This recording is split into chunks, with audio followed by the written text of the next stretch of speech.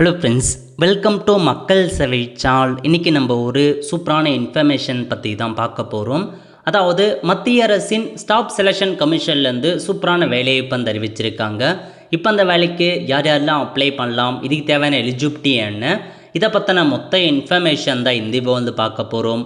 இந்த ஒரு ஸ்கிப் பண்ணாமல் ஃபுல்லாக பாருங்கள். அது மட்டும் அல்ல, இந்த இப்போ நிறைய பேருக்கு ஷேர் பண்ணுங்கள். வீடியோக்குள்ளே போகிறதுக்கு முன்னாடி வேலைவாய்ப்புக்குன்னு தனியாக நம்ம ஒரு சேனல் க்ரியேட் பண்ணியிருக்கோம். இந்த சேனலில் மாவட்ட வாரியாக வர எல்லா கவர்மெண்ட் ஜாப்ஸுமே ரெகுலராக அப்டேட் பண்ணிகிட்ருக்கோம். இதுக்கான லிங்க்கை நான் டிஸ்கிரிப்ஷன் கொடுத்துட்றேன். விருப்பம் இருக்கவங்க இந்த சேனலை நீங்கள் சப்ஸ்கிரைப் பண்ணி வச்சுக்கோங்க. ஓகே, இப்போதைக்கு எஸ்எஸ்சி இருக்க பாருங்கள், ஸ்டாஃப் செலெக்ஷன் கமிஷன் அங்கேருந்து உங்களுக்கான வேலையை கொடுத்துருக்காங்க. இல்லை நோட்டீஸ் போல் ஃபஸ்ட்லேயே கொடுத்துருக்காங்க பாருங்கள். அதாவது ஃபேஸ் 14க்கான ஒரு வேலைவாய்ப்பு தாங்க அறிவிச்சிருக்காங்க. அதை கிளிக் பண்ணிங்க அப்படின்னா இந்த மாதிரி தான் ஒரு நோட்டிஃபிகேஷன் உங்களுக்கு ஓப்பன் ஆகும். ஓகே, அதாவது எஸ்எஸ்சியில் ஃபேஸ் 14 செலெக்ஷன் போஸ்ட்டை கொடுத்துருக்காங்க. இந்த வேலைக்கு எப்போ அப்ளை பண்ணலாம் அப்படின்னா 13/4/2026 4/5/2026 அப்ளை பண்ணுற மாதிரி இருக்கும். ஆன்லைன் மூலமாக அப்ளை பண்ண சொல்ல மிஸ்டேக் பண்ணிட்டீங்க அப்படின்னா 11/5/2026 13/5/2026 கரெக்ஷன் பண்ணும். எக்ஸாம் பொறுத்த வரைக்கும் ஜூனில் இருக்கும் அப்படின்ற மாதிரி மென்ஷன் பண்ணியிருக்காங்க. ஸோ நெக்ஸ்ட் பாருங்கள், மற்ற இன்ஃபர்மேஷன்ஸ் எல்லாமே உங்களுக்கு அப்டேட் பண்ணியிருக்காங்க. முக்கியமான இன்ஃபர்மேஷன்ஸ் என்னவோ அதை மட்டும் பார்த்துடலாம். இந்த வேலைக்கு இந்தியாவில் இருக்க எல்லாருமே அப்ளை பண்ணிக்கலாங்க. நெக்ஸ்ட் ஏஜ் லிமிட், ஒவ்வொரு பதவிக்கும் ஏஜ் லிமிட் மாறுபடுது. 18 வயசுலேருந்து 25 வயசுக்குள்ளே இருக்கவங்க அப்ளை பண்ணலாம். ஒரு சில பதவிக்கு 27, ஒரு சில பதவிக்கு 28, ஒரு சில பதவிக்கு 30, அந்த மாதிரி ஏஜ் லிமிட் பார்த்தா மாறுபடுதுங்க. ஒரு சில பதவிக்கெலாம் 20 to 25, 20 to 30, அதை நம்ம கடைசியாக என்னமான பதவி கொடுத்துருக்காங்க, டேட் ஆஃப் பர்த் என்ன ஃபுல்லாக பார்க்கலாம். நெக்ஸ்ட் ஏஜ் ரிலாக்ஸேஷன், எஸ்சிஎஸ்டி அதிகபட்சமாக 5 வருஷம் எக்ஸ்ட்ராவாக அப்ளை பண்ணிக்கலாம். ஓபிசி 3 வருஷம் எக்ஸ்ட்ராவாக அப்ளை பண்ணிக்கலாங்க. அந்த மாதிரி ஒரு சில பேருக்கு ரிலாக்ஸேஷன்ஸ் கொடுத்துருக்காங்க. அதனால் அவங்க மட்டும் நீங்கள் செக் பண்ணி பார்த்துக்கலாம். அதுக்கப்புறம் பார்த்தீங்க அப்படின்னா உங்களுக்கு அப்ளிகேஷன் ஃபீஸ் பற்றி கொடுத்துருக்காங்க. யூஸ்வலாக எஸ்எஸ்சி எக்ஸாம் பொறுத்த வரைக்கும் 100 ரூபாய் நீங்கள் பேமெண்ட் பண்ணுற மாதிரி இருக்கீங்க. இதுவே நீங்கள் பெண்களாக இருக்கீங்க, எஸ்சிஎஸ்டியாக இருக்கீங்க அப்படின்னா உங்களுக்கு ஃபீஸ் கிடையாது. ஃப்ரீயாகவே இந்த ஒரு ஜாப்க்கு நீங்கள் அப்ளை பண்ணிக்கலாங்க. அதுதான் உங்களுக்கு அப்ளிகேஷன் காசு கொடுத்துருக்காங்க.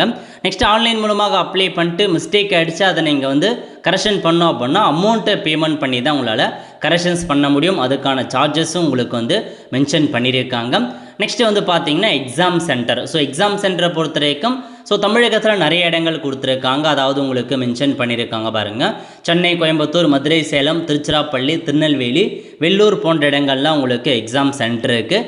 நியரஸ்ட்டாக இதுவும் அங்கே போயிட்டு எக்ஸாம் அட்டன் பண்ணிக்கலாம். ஓகே, அதுக்கப்புறம் ஸ்கீம் ஆஃப் எக்ஸாமினேஷன் உங்களுக்கு எப்படி செலெக்ஷன் பண்ணுறாங்க அப்படின்னா, இதில் பாருங்கள், உங்களுக்கு 10th பேஸில் எக்ஸாம் இருக்குது, 12th பேஸில் எக்ஸாம் இருக்குது, கிராஜுவேட், மொத்தமாக 3 வகையான டைப்பில் குவாலிஃபிகேஷன்ஸ் இருக்குங்க. இப்போ இதில் மென்ஷன் பண்ணியிருக்காங்க பாருங்கள். ஜென்ரல் இன்டெலிஜென்ஸ் 25 கொஷினும், ஜென்ரல் அவேர்னஸ் ஒரு 25 கொஷினும், quantitative aptitude 25 question, English language 25, மொத்தமாக உங்களுக்கு மொத்தமாக 100 கொஷின் எக்ஸாம் நடக்க போகுது. மதிப்பெண்ணை பொறுத்த வரைக்கும் ஒவ்வொன்றுத்துக்கும் மொத்தமாக 200 மதிப்பெண்களுக்கு எக்ஸாம் இருக்குது அப்படின்ற மாதிரி மென்ஷன் பண்ணியிருக்காங்க.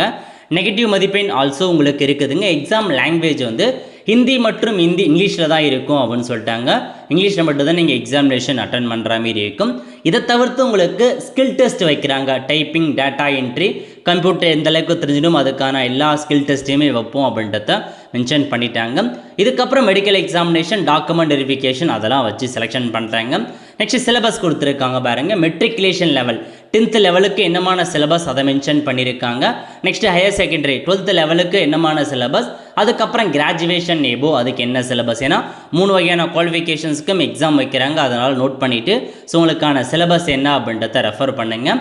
நெக்ஸ்ட் அப்ளை பண்ணுறதுக்கு எந்த மாதிரி டாக்குமெண்ட்லாம் தேவைப்படும் அதை பற்றி உங்களுக்கு எல்லாத்தையுமே மென்ஷன் பண்ணியிருக்காங்க. எப்படி அப்ளை பண்ணலாம் ஸ்டெப் பை ஸ்டெப்பாக அதையும் உங்களுக்கு பார்த்தீங்க அப்படின்னா கொடுத்துருக்காங்க.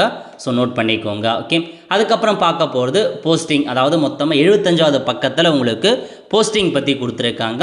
இதில் முக்கியமான இன்ஃபர்மேஷன் ரீஜன் அப்படின்றத மென்ஷன் பண்ணியிருக்காங்க. நம்ம தமிழகத்துக்கு எஸ்ஆர்னு இருக்கும், சதர்ன் ரீஜன் வருங்க. அதனால் நோட் பண்ணிக்கோங்க. இப்போ இங்கே சிஆர்னு கொடுத்துருக்காங்க, நம்ம எஸ்ஆர்னு அர்த்தம், சதர்ன் ரீஜன் அர்த்தம். ஓகே, பதவியை பொறுத்த வரைக்கும் ஸ்டெனோகிராஃபர் கிரேட் 2 கேட்டிருக்காங்க. இந்த மாதிரி ரீஜன் வைஸாக உங்களுக்கு பதவி இருக்குங்க. சிஆரில் பார்த்தீங்கன்னா நிறையா பதவிகள் கொடுத்துருக்காங்க. ஸோ நம்ம எஸ்ஆருக்கு போகலாம். சதர்ன் ரீஜன் நம்ம தமிழ்நாட்டுக்கு என்னமான போஸ்டிங் கொடுத்துருக்காங்க, எவ்வளோ வேக்கன்சி அறிவிச்சிருக்காங்க, அதை பற்றி இப்போ நம்ம வந்து பார்க்கலாம். ஓகே, ஸோ இதிலே உங்களுக்கு மென்ஷன் பண்ணியிருக்காங்க பாருங்கள். எத்தனாவது பக்கத்தில் இருந்தால் அப்படின்னா 114வது பக்கத்தில் மென்ஷன் பண்ணியிருக்காங்க. அதாவது நேவிகேஷனல் அசிஸ்டன்ட் கிரேட் 2 அப்படின்ற ஒரு பதவி கொடுத்துருக்காங்க. 18 வயசுலேருந்து 27 வயசுக்குள்ளே இருக்கவங்க அப்ளை பண்ணலாம். அது எந்த டிபார்ட்மெண்ட்டில் வருது. நெக்ஸ்ட்டு இதுக்கு வந்து பாருங்கள், ஹையர் செகண்டரி அப்படின்னா 12th பாஸ் பண்ணாவே போதுமானது. நெக்ஸ்ட்டு டெக்ஸ்டைல் டிசைனர் கேட்டிருக்காங்க. 18 வயசுலேருந்து 30 வயசுக்குள்ளே இருக்கவங்க அப்ளை பண்ணலாம். ஸோ நீங்கள் 12th முடித்தவங்க அப்ளை பண்ணலாங்க. ஃபார்ம் அசிஸ்டன்ட் கேட்டிருக்காங்க. 18 வயசுலேருந்து 25 வயசுக்குள்ளே இருக்கவங்க அப்ளை பண்ணலாம். 12th பாஸ் பண்ணால் போதுமானது. வேக்கன்சி பிரிச்சிருப்பாங்க, எஸ்சி எஸ்டி ஓபிசி ஜென்ரல் எல்லாருக்கும் எவ்வளோ வேக்கன்சி அந்த மாதிரி. அதுக்கப்புறம் கோர்ட்டு மாஸ்டர் கேட்டிருக்காங்க. 18 வயசுலேருந்து 30 வயசுக்குள்ளே இருக்கவங்க அப்ளை பண்ணலாம். இதுக்கு டிகிரி முடித்தவங்க அப்ளை பண்ணிக்கலாங்க. ஃபார்மசி கம் கிளர்க்கு கேட்டிருக்காங்க. 21 வயசுலேருந்து 28 வயசு, 12th பாஸ் பண்ணவங்க அப்ளை பண்ணிக்கோங்க. எல்டிசி கேட்டிருக்காங்க. 10th பாஸ் பண்ணால் போதுமானது. ஸ்டெனோகிராஃபர் கிரேட் 3 கேட்டிருக்காங்க. 10th பாஸ் பண்ணால் போதுமானது. என்ஜின் டிரைவர் கேட்டிருக்காங்க. 12th பாஸ் பண்ணால் போதுமானது. ஃபயர்மேன் கேட்டிருக்காங்க. 10th பாஸ் பண்ணால் போதுமானது. லாஸ்கர் 10th பாஸ் பண்ணால் போதுமானது. மாஸ்டர் கிரேட் 2 10th கேட்டிருக்காங்க. சிரங் ஆஃப் லாஸ்கர் அந்த மாதிரி பதவி. அதுக்கப்புறம் நிறையா எக்கச்சக்கமான பதவிகள் ஆஃபர் பண்ணியிருக்காங்க. லேப் அட்டண்டன்ட் கேட்டிருக்காங்க. 10th pass. தோபி அப்படின்ற பதவி கொடுத்துருக்காங்க. 10th. ஃபிட்டர் கேட்டிருக்காங்க. ரேடியோகிராஃபருக்கு 12th பாஸ் பண்ணியிருக்கணும். ஸோ இதெல்லாமே உங்களுக்கு வருது. ஜூனியர் டெக்னிக்கல் அசிஸ்டன்ட் அதில் வந்து பாருங்கள், கெமிக்கல், ஜியோ ஃபிசிக்ஸ், அப்புறம் ஜாலஜி அந்த மாதிரி கேட்டிருக்காங்க. நெக்ஸ்ட்டு ட்ரில்லிங் அசிஸ்டன்ட் கிரேடு கேட்டிருக்காங்க. அசிஸ்டன்ட் ஸ்டோர் கீப்பர் வந்து கேட்டிருக்காங்க. அதெல்லாம் நீங்கள் டிகிரி முடிச்சிருக்கணும் அப்படின்றத மென்ஷன் பண்ணியிருக்காங்க.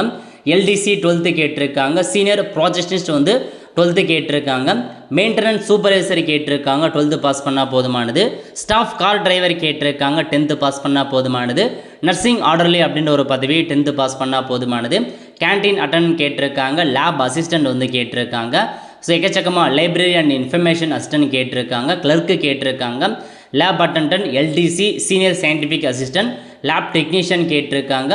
டெக்னிக்கல் சூப்பரண்டன்ட் கேட்டிருக்காங்க. அந்த மாதிரி data entry operator, library attendant கேட்டிருக்காங்க. Farm assistant, nursing officer, junior engineer, இந்த மாதிரி நம்ம சதர்ன் ரீஜனுக்கு இவ்வளோ பதவிகள் கொடுத்துருக்காங்க.